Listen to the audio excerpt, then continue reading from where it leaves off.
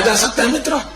मेरे यहां में जब गांधीनगर आया, मैं दिल्ली में रहता था, जसवंत सिंह जी के एक साथीदार के रूप में वहां काम करता था, कई वर्षों से गुजरात आया नहीं था। अचानक मुझे गुजरात आने का मेरे दिल में आ गया और मुझे याद है जब मुझे मुख्यमंत्री का दायित्व मिला था तो अटल जी प्रधानमंत्री थे, उनका टेलीफोन आया कि भाई कहां हो, तो मैंने उनको कहा मैं स्मशान में हूं। तो हंस पड़े, हमरे यार तुम स्मशान में हो, मैं तेरे से क्या बात करूं। मैंने कहा नहीं अटल जी आपने फोन किया, कोई काम होगा। उनका अच्छा कितने बजे लौटोगे और स्मशान में क्यों हो। मैंने कहा माधवराव जी सिंधिया का जो एक्सीडेंट हो गया है उसमें उनके साथ एक पत्रकार कैमरामैन है गोपाल, उसका भी स्वर्गवास हुआ है, तो मैं उस गोपाल के फ्यूनरल में आया हूं, क्योंकि माधवराव सिंधिया के फ्यूनरल में तो सब जाएंगे, गोपाल में कौन जाएगा। सामने उस गोपाल के फ्यूनरल में था, कोई और राजनेता था नहीं, मैं था, वो दो चार उसके बेचारे पत्रकार मित्र थे। तो मैं रात को अटल जी के यहाँ गया और फिर उसके बाद मेरे जिम में काम आ गया, अचानक आ गया, मुझे पता तक नहीं था। मैं गुजरात से दूर था, मैं गुजरात की गतिविधियों से भी परिचित नहीं था। ऐसी स्थिति में जब मैं आया तो मैंने दिल्ली से फोन किया मेरी पार्टी को गुजरात में। मैंने कहा भाई मुझे बुला तो रहे हो लेकिन मैं जाऊंगा कहां, मेरे पास तो घर नहीं है, रहूंगा कहां। तो उनका आप चिंता मत कीजिए, हम सर्किट हाउस में कमरा बुक करा देते। तो मैंने उनसे कहा देखिए कमरा बुक कराइए, मैं एमएलए कुछ नहीं हूं, पूरा पैसा अगर सरकार लेती है तो कमरा बुक करना, और पूरा चार्ज दे करके मैंने कमरा बुक करवाया।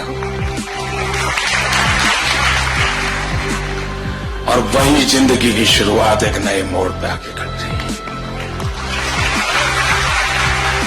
खैर कुछ दिनों सर्किट हाउस में कमरे में रहा, बाद में शपथ समारोह हुआ, तो सरकार ने एक क्वार्टर दे दिया, वहां चला गया रहने के लिए।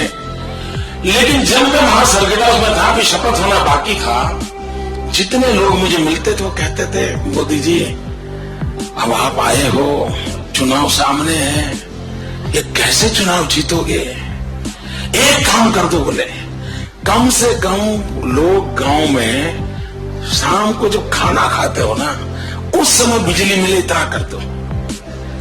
मित्रों आपको जानकर के आश्चर्य होगा, गुजरात के अंदर उस समय शाम के समय भोजन के लिए बिजली उपलब्ध नहीं थी, अंधेरा रहता था।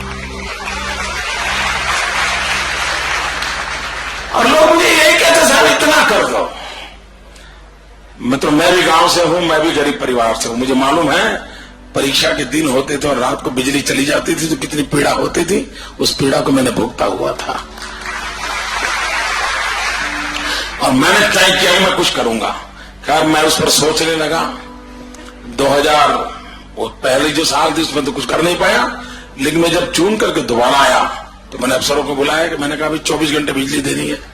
वो बड़ा इंटरेस्टिंग कॉरेस्पॉन्डेंस है, मेरी फाइलें देखने जैसी है। मेरी पूरी सरकार ने मना कर दिया, गुजरात में बिजली है नहीं, संभव ही नहीं है। 24 घंटे गांव में बिजली देना संभव नहीं है। रिटर्न 6 महीने तक फाइल इधर उधर चलती रही, मुख्यमंत्री चिपता रहा, अरे भाई कुछ करो। आखिरकार मैंने फैसला किया मैं करूंगा। टेक्निकल सॉल्यूशन भगवान ने मुझे सुझाया और 1000 दिन के अंदर, मित्रों 1000 दिन के अंदर गुजरात में ज्योतिग्राम योजना के तहत 24 घंटे 3 फेज अनइंटरप्टेड पावर आज उपलब्ध है।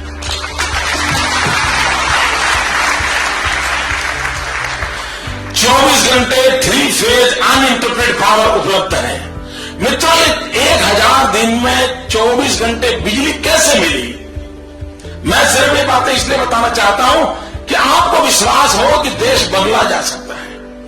वही मुलाजिम, वही इलेक्ट्रिसिटी कंपनियां, वही फाइल, वही दफ्तर, वही तरीके, सब कुछ वही।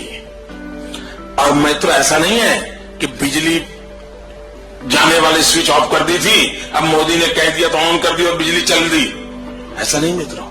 इस ज्योतिग्राम योजना करने के लिए 1000 दिन में 23 लाख खंभे नए डाले गए। Can you imagine? मित्रों, 1000 दिन में 23 लाख नए खंभे डालना, और मुझे खंभों की जरूरत थी बिजली के। मैंने महाराष्ट्र से पूरा माल उठा लिया, मध्य प्रदेश से उठा लिया, राजस्थान से उठा लिया। जितना मैन्युफैक्चरिंग होता था सारा मैं गुजरात में ढेर कर देता था। 1000 दिन में 23 लाख खंभे। मित्रों, 56,000 ट्रांसफॉर्मर्स। आपको मालूम होगा आपके महाराष्ट्र में कहीं अगर एक ट्रांसफॉर्मर जल जाता होगा 2 महीने तक उसको बदलनी होती होगी, 4 महीने तक वो उसको उतार करके रिपेयर करके लगाते नहीं होंगे। मित्रों, मेरे यहां भी एक ट्रांसफॉर्मर अगर जल जाता था, किसान रोता था।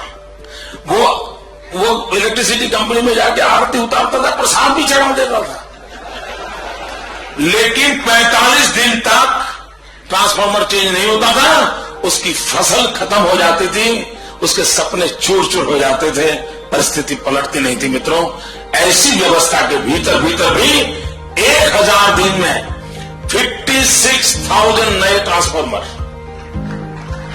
आप हिसाब देखिए मित्रों, और 1000 दिन में 75,000 किलोमीटर केबल।